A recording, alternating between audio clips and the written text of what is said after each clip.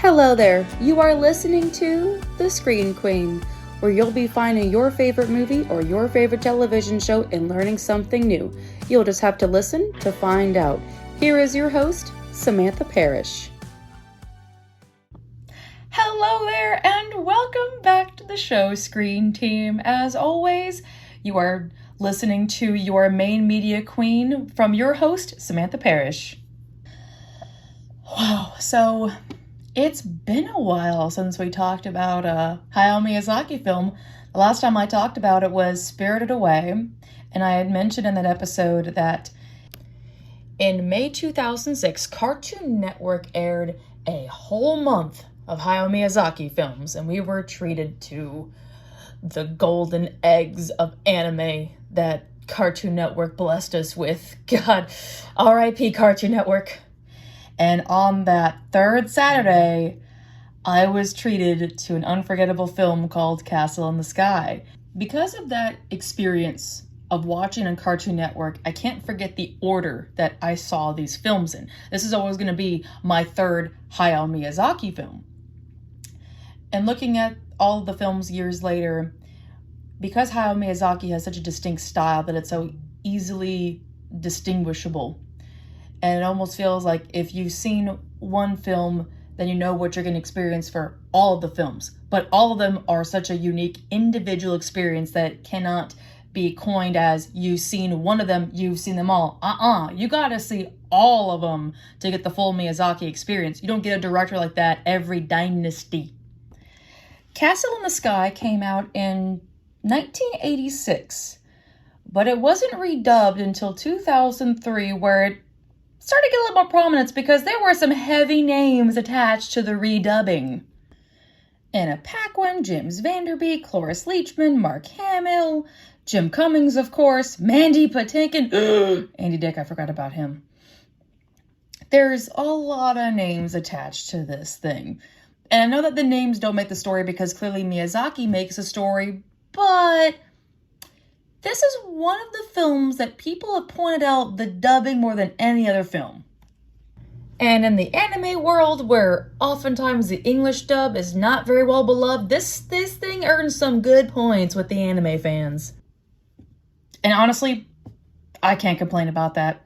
I've never been able to complain about good names associated with a good film, but the fact that I don't see these names when I hear these characters, but I'm also glad to know the names associated with these characters, knowing, wow, y'all did a really good job bringing this to life in a second dubbing. But on the story side of it, this is just a fucking amazing film.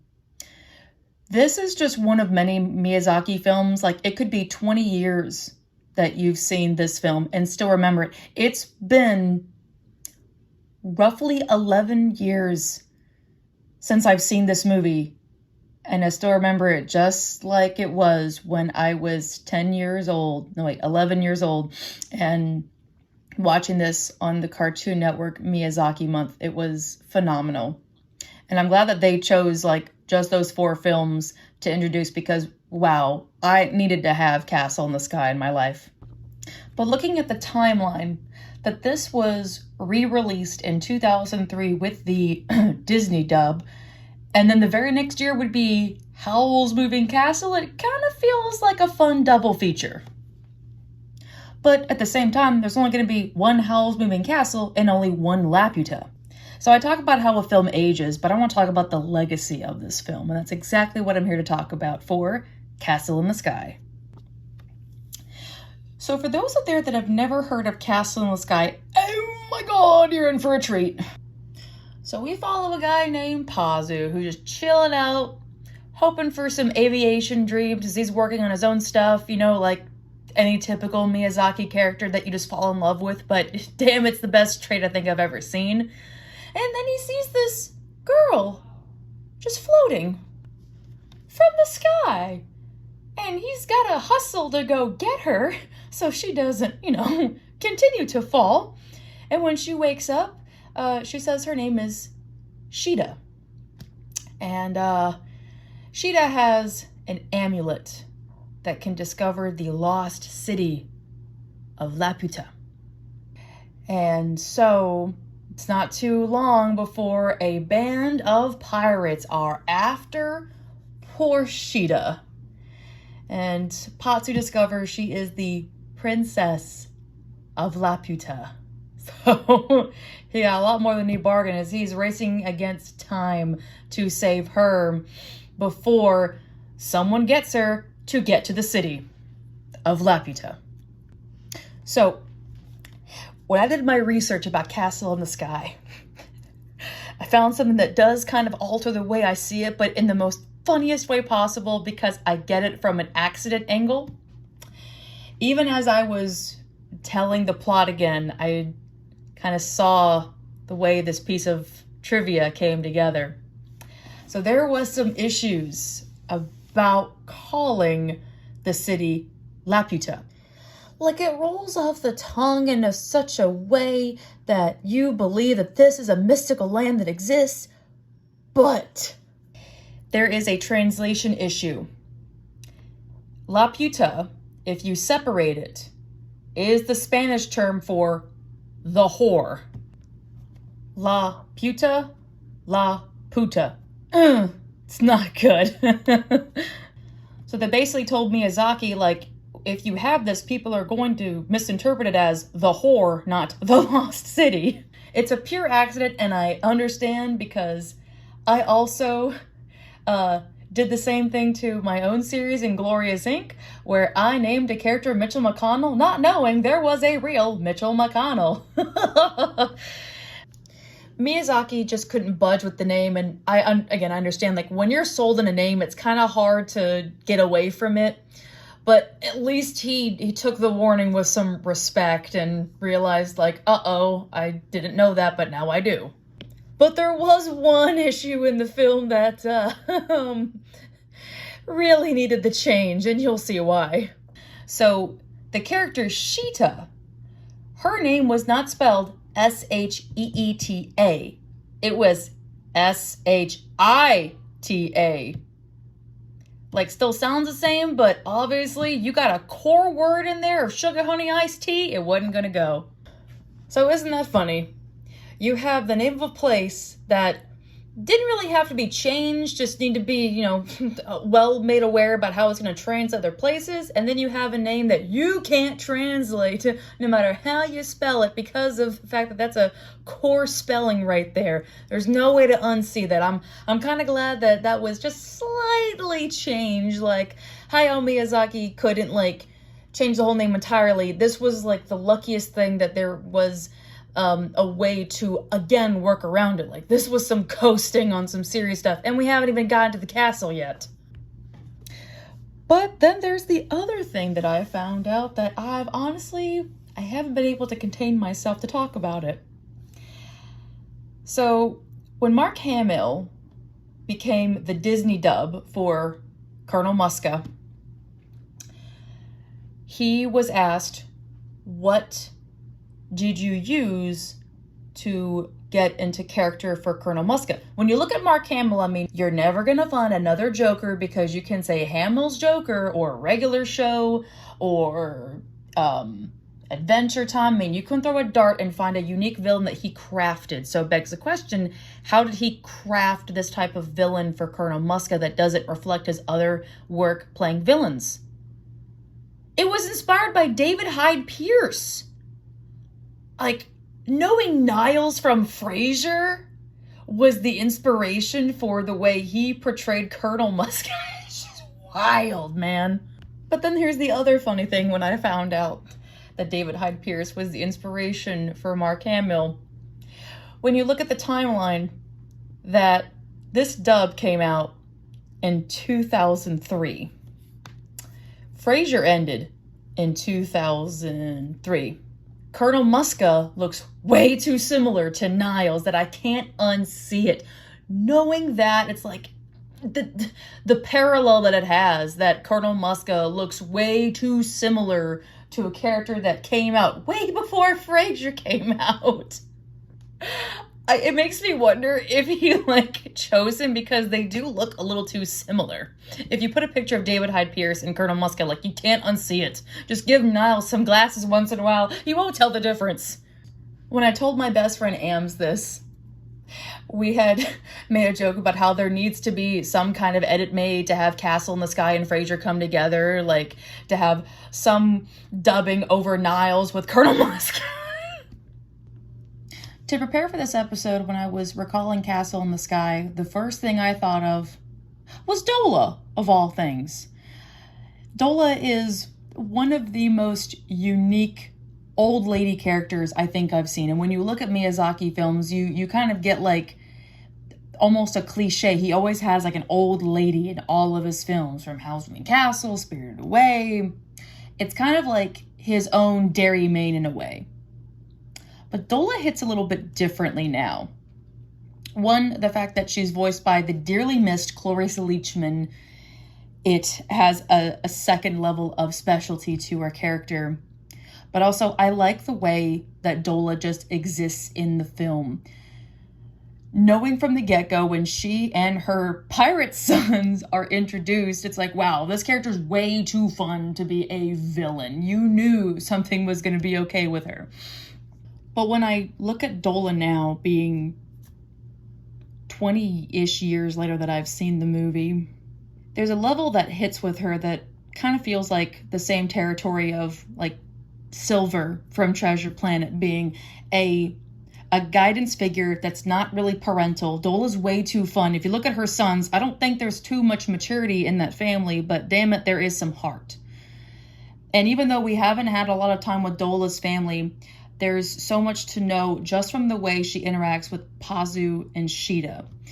When Pazu is taken hostage by Dola and the gang because they want the amulet, but when he's desperate to get Sheeta back, it's like Dola doesn't really have a change of heart, because I don't think her heart really changed. Like there's something in her, like I said from the get-go, that she wasn't going to be a villain.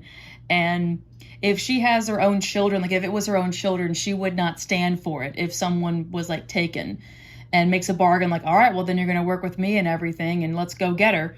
Like there's a justice to her that doesn't stand for stuff like that, and the willingness to help someone else that has a goal and a dream and doesn't want to stay there. Like I feel Dola is in the same realm as like an ARC supporter, that she's still going to get her treasure. She's still going to get to frickin' Laputa, but damn it, she's going to help these two kids in the process.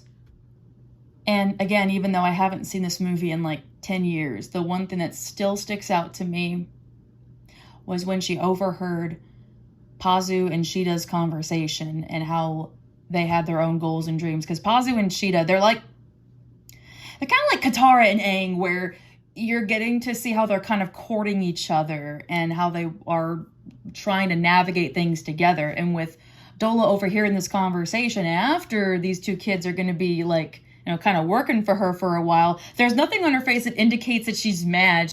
The only time her face piped up with concern was when Sheeta said, well, I'm worried about leaving Dola. And Pazu just says a good word about Dola, saying, I think she'll be all right and I think she'll understand.